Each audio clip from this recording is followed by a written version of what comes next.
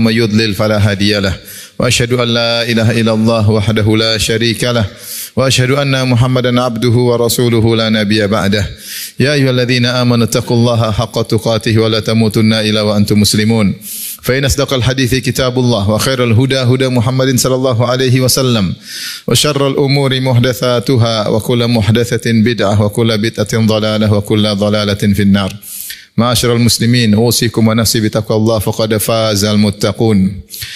Sungguhnya di antara ibadah yang agung adalah bersyukur kepada Allah Subhanahu wa taala. Para ulama mengatakan al-imanu nisfan. Iman itu terdiri atas dua, terbagi dua. Nisfus syukur wa nisfus sabar. Setengahnya adalah syukur, bersyukur dan setengahnya adalah bersabar. Oleh karenanya Allah menggabungkan keduanya dalam beberapa ayat seperti firman-Nya inna fi dzalika laayatil likulli sabarin syakur. Pada yang demikian itu adalah tanda-tanda kebesaran Allah bagi hambanya yang sabarin syakur, yang senantiasa bersabar ketika ditimpa musibah, dan syakur yang senantiasa bersyukur ketika diberi kenikmatan oleh Allah Subhanahu wa taala. Oleh karenanya seorang selain dia beribadah kepada Allah dengan bersabar, hendaknya dia juga beribadah kepada Allah dengan bersyukur. Allah telah perintahkan para nabinya untuk bersyukur kepada Allah Subhanahu wa taala. Allah berkata kepada Nabi Muhammad sallallahu alaihi wasallam, "Balillaha fa'bud wa kum minasyakirin." Hendaknya engkau beribadah kepada Allah semata dan hendaknya kau termasuk orang-orang yang bersyukur. Allah berkata kepada nabinya Musa alaihissalam, "Ya Musa, inni istafaituka 'alan nasi bi risalati wa bi kalami, fakhudh ma ataituka wa kum minasyakirin." Wahai Musa, sungguhnya aku telah memilih engkau dengan menurunkan risalah bagimu dan berbicara dengan engkau, ambillah apa yang aku berikan kepadamu, wa kum minasyakirin, dan jadilah engkau orang yang pandai bersyukur. Siapa yang bersyukur maka dia akan mendapatkan ganjaran yang besar. Allah mengatakan wa sayajzillahu syakirin. Sungguh Allah akan memberi balasan kepada orang-orang yang bersyukur. Dalam ayat yang lain wa sanajzis syakirin. Sungguh kami akan beri balasan kepada orang-orang yang bersyukur. Syekh Abdurrahman bin Nasir As-Sa'di rahimahullah berkata, dalam ayat ini Allah tidak menyebutkan balasannya apa. Allah hanya mengatakan sungguh Allah akan berikan balasan bagi orang yang bersyukur. Ini salah satu metode dari Allah untuk menjelaskan pahalanya sangatlah banyak, sangatlah besar, sehingga tidak perlu disebutkan ganjarannya tersebut. Allah hanya cukup mengatakan wa sayajzillahu syakirin. Sungguh Allah akan memberi balasan kepada orang-orang yang bersyukur. Demikian juga siapa yang bersyukur, maka Allah akan tambahkan nikmat kepadanya. La in syakartum la azidannakum. Jika kalian bersyukur, niscaya aku benar-benar akan berikan tambahan bagi kalian. Dan yang lebih utama lagi, siapa yang bersyukur tidak mungkin diadab oleh Allah Subhanahu wa taala. Ma yaf'alullahu bi'adzabikum in syakartum wa amantum wa kana Allahu syakiran alima. Allah tidak bakalan mengadab kalian jika kalian bersyukur dan kalian beriman, dan sungguhnya Allah adalah syakiran alima, yang maha memberi balasan yang banyak bagi amal yang sedikit, dan Allah maha mengetahui mana di antara hamba-hambanya yang bersyukur. Ma'asyiral muslimin, bagaimana cara bersyukur yang benar? Bersyukur ibadah yang dilakukan dengan hati, dengan lisan, dan dengan anggota tubuh, al-jawarih. Adapun dengan hati, seorang caranya bersyukur kepada Allah. Pertama, dia mengakui bahwasanya segala nikmat yang dia rasakan semuanya dari Allah. Nikmat apapun dia tahu semuanya dari Allah. Allah berfirman, "Wa ma bikum min nikmatin faminallah." Apapun nikmat yang kau rasakan, kesehatan, kecerdasan, kenyamanan, apapun nikmat yang kau rasakan, nikmat punya keluarga, punya anak, punya pekerjaan, punya tempat bernaung, ya, semuanya dari Allah Subhanahu wa taala. Ini yang pertama. Kemudian yang kedua, dengan hatimu janganlah engkau merasa bahwasanya engkau memang pantas untuk mendapatkan nikmat-nikmat tersebut. Karena kapan seorang merasa dirinya saya memang pantas, berhak untuk mendapatkan nikmat-nikmat tersebut, maka dia tidak bersyukur. Dia merasa ini memang tugas Allah untuk memberikan nikmat kepadanya. Dan ini yang dikatakan oleh Qarun ketika dinasihati tentang nikmat-nikmat yang dia rasakan, dia berkata, "Innama utituhu ala ilmin indi." Sungguhnya aku diberikan nikmat-nikmat ini di antara tafsiran para ulama karena Allah tahu memang aku berhak mendapatkan nikmat-nikmat tersebut. Maka jangan seorang menyangka memang saya pantas. Sungguhnya dia tidak pantas. Apa yang ibadah yang dia lakukan sangat sedikit dibandingkan dengan nikmat-nikmat yang Allah berikan kepadanya. Maka seorang selalu merasa apa yang Allah berikan kepadaku lebih daripada yang seharusnya. Dengan demikian maka dia akan bersyukur kepada Allah Subhanahu wa taala. Kemudian bersyukur dengan lisan adalah dia memuji Allah Subhanahu wa taala ketika mendapatkan nikmat tersebut. Allah Subhanahu wa taala memuji Nabi Nuh alaihissalam dengan berkata innahu kana 'abdan syakura. Sungguhnya Nuh alaihissalam adalah hamba yang pandai bersyukur. Ini adalah hal yang menakjubkan tentang Nabi Nuh alaihissalam. Nabi Nuh alaihissalam kalau kita baca kisah dan ceritanya, sejarahnya, maka dia adalah seorang nabi yang penuh dengan ujian. Istrinya kafir, anaknya kafir, berdakwah selama 950 tahun, dihina dan ditentang oleh kaumnya. Wa ma amana ma'ahu illa qalil, dan tidak beriman kepadanya kecuali hanya sedikit. Dia berdakwah 950 tahun, yang beriman cuma sekitar 80 orang.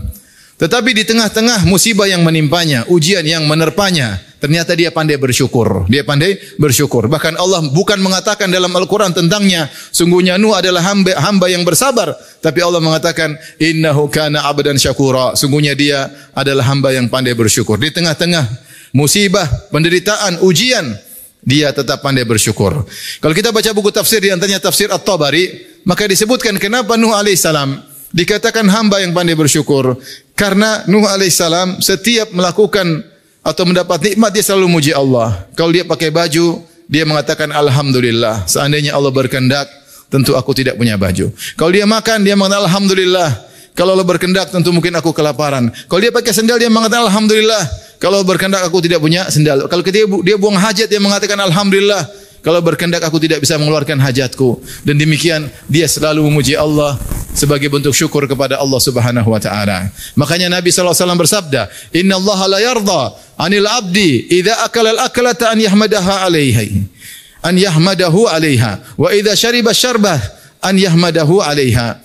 Sungguhnya Allah ridha kepada seorang hamba jika makan suatu makanan, dia muji Allah Subhanahu wa taala atas makanan tersebut. Dan jika dia minum suatu minuman, dia muji Allah atas minuman tersebut. Maka seringlah lisan kita memuji Allah sebagai bentuk syukur kepada Allah Subhanahu wa taala. Di antara bentuk bersyukur kepada Allah dengan lisan, menyandarkan nikmat tersebut kepada Allah, bukan kepada sebab. Sebagian orang ketika sembuh dari penyakit dia mengatakan kalau bukan dokter itu mungkin saya sudah meninggal dunia. Ini adalah bentuk syirik kecil, menyandarkan kenikmatan kepada sebab. Seharusnya kita berkata, kalau bukan karena Allah, kemudian dengan sebab dokter tersebut mungkin saya sudah meninggal. Toh yang menghadirkan dokter tersebut adalah Allah Subhanahu wa taala. Toh yang menentukan kesembuhan dan kematian hanyalah Allah Subhanahu wa taala. Maka seorang beradab, jangan dia menyandarkan kenikmatan kepada sebab, tapi dia sandarkan kepada Allah dengan berkata, kalau bukan karena Allah, kemudian dengan sebab dokter mungkin saya semakin parah penyakitnya. Sehingga dia menyandarkan nikmat kepada Allah. Allah berfirman, ya'rifuna ni'matallahi tsumma yunkirunaha. Mereka mengetahui nikmat-nikmat Allah, kemudian mereka mengingkarinya. Tafsir ayat ini disebutkan sekelompok orang naik kapal, kemudian dihadang dengan ombak yang sangat besar sehingga mereka khawatir akan tenggelam. Ternyata akhirnya nahkodanya ternyata pintar dalam membawa kapal tersebut. Akhirnya mereka selamat. Ketika mereka selamat, mereka berkata, kalau bukan karena nahkoda, tentu kita sudah tenggelam. Maka Allah tegur. Allah berkata, ya'rifuna ni'matallahi tsumma yunkirunaha. Mereka mengetahui nikmat Allah, mereka diselamatkan, kemudian mereka mengingkari nikmat tersebut. Dengan apa? Dengan menyandarkan nikmat tersebut kepada nahkoda. Harusnya mereka berkata, kalau bukan karena Allah, kemudian dengan sebab nahkoda, mungkin kita sudah tenggelam. Begitulah cara bersyukur kepada Allah dengan menyandarkan nikmat kepada Allah Subhanahu wa taala. Dan di antara perkara yang berbahaya ketika seorang berhasil, dia menyandarkan nikmatnya kepada dirinya. Dia mengatakan kalau bukan karena saya pintar, kalau bukan karena saya berusaha, kalau bukan karena dia kemudian menceritakan keberhasilannya, seakan-akan Allah tidak ada di keberhasilannya itu semua. Seakan-akan dialah yang menyebabkan seluruh keberhasilan. Atau dia menyertakan Allah dengan dirinya, seakan-akan keberhasilan ini akibat kerjasama antara saya dengan Allah Subhanahu wa taala. Dia lupa kecerdasan yang berikan hanyalah Allah Subhanahu wa taala. Kesempatan yang berikan juga Allah Subhanahu wa taala. Dan segala yang dia miliki semuanya dari Allah Subhanahu wa taala. Jika seorang berhasil, maka dia berkata, "Hadza min fadli Rabbi." Ini semua dari karunia Allah Subhanahu wa taala. Sulaiman alaihissalam ketika anak buahnya berhasil menghadirkan singgasana Ratu Bilqis dari negeri Sabak sampai ke negeri Palestina, jaraknya mungkin hampir 2000 km dalam waktu sekejap, Nabi Sulaiman berkata, "Hadza min fadli Rabbi." Ini karunia dari Allah Subhanahu wa taala. Liyabluwani, untuk mengujiku, ashkuru am akfur? Apakah saya bersyukur ataukah saya mengingkari nikmat tersebut. Aqulu qouli hadza astaghfirullah li wa lakum wa lisal muslimin kulli dhanbin khati'ah fastaghfiruhu innahu huwal ghafurur rahim.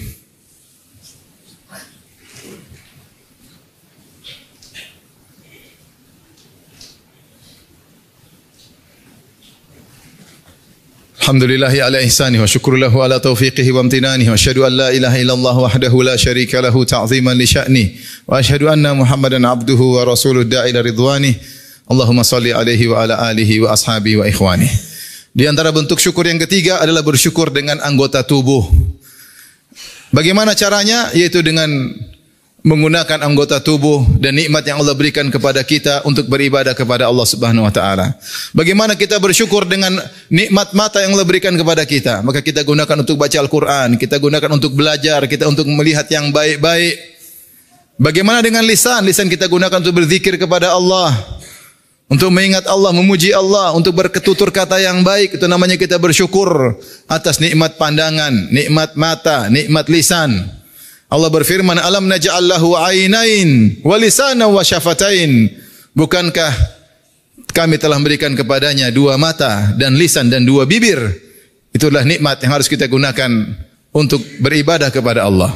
Allah berfirman kepada Nabi Sulaiman, "I'malu ala Dawud syukra wa qalilum min ibadiyasy syakur." Wahai keluarga Daud, maksudnya Sulaiman, setelah Allah berikan dia berbagai macam kenikmatan, singgasana, kekayaan, kerajaan, kekuasaan, Allah berkata, "I'malu," beramalah, ala Dawud syukra, sebagai bentuk syukur kepada Allah Subhanahu wa taala. Maka bohong orang mengatakan saya bersyukur, namun dia tidak menggunakan nikmat-nikmat yang Allah berikan kepadanya untuk semakin dekat kepada Allah Subhanahu wa taala. Bohong, dia dapat harta kemudian bilang saya bersyukur, sementara hartanya membuat dia semakin jauh dari Allah Subhanahu wa taala. Orang bersyukur, dia gunakan nikmat yang Allah berikan kepadanya untuk semakin dekat dengan Allah Subhanahu wa taala. Jika tidak, maka dia tidak bersyukur. Kalau orang bersyukur, dia semakin banyak ibadah kepada Allah Subhanahu wa taala. Dia semakin kuat berzikir, dia semakin kuat salat malam, dia semakin sering mengingat Allah Subhanahu wa taala. Bukti bahwasanya dia bersyukur, bahwasanya Allah yang memberikan ini semua. Ibarat seorang manusia, kalau dia diberi gaji sebulan saja 100 juta oleh seorang, dia selalu siap sedia jika dipanggil oleh sang bos. Kenapa dia rasa saya telah diberikan uang 100 juta setiap bulan? Sementara apa yang Allah berikan kepada kita lebih daripada itu. Setiap saat Allah berikan nikmat kepada kita dengan berbagai macam ragam nikmat. Tahukah kita bahwasanya kita sekarang dalam nikmat yang luar biasa? Nikmat kesehatan. Betapa banyak orang yang tidak sehat. Nikmat keamanan. Betapa banyak negeri-negeri yang tidak aman. Nikmat ketenteraman. Ya. Nikmat punya keluarga, punya istri. Masih banyak orang tidak punya keluarga. Nikmat punya anak. Nikmat punya tempat tinggal. Betapa banyak orang tidak punya tempat tinggal untuk bernaung. Itu baru nikmat-nikmat duniawi. Alhamdulillah kita masih bisa makan. Betapa banyak orang bingung mau makan apa. Masih banyak orang kelaparan. Belum lagi nikmat agama. Alhamdulillah kita sholat Jumat pada hari ini. Alhamdulillah kita sholat subuh. Alhamdulillah kita masih bisa beribadah. Betapa banyak orang lupa dengan akhiratnya. Maka ini nikmat semua. Kalau kita renungkan, mengharuskan kita untuk sering bersyukur, beribadah kepada Allah Subhanahu wa taala. Semoga Allah Subhanahu wa taala menjadikan kita hamba-hamba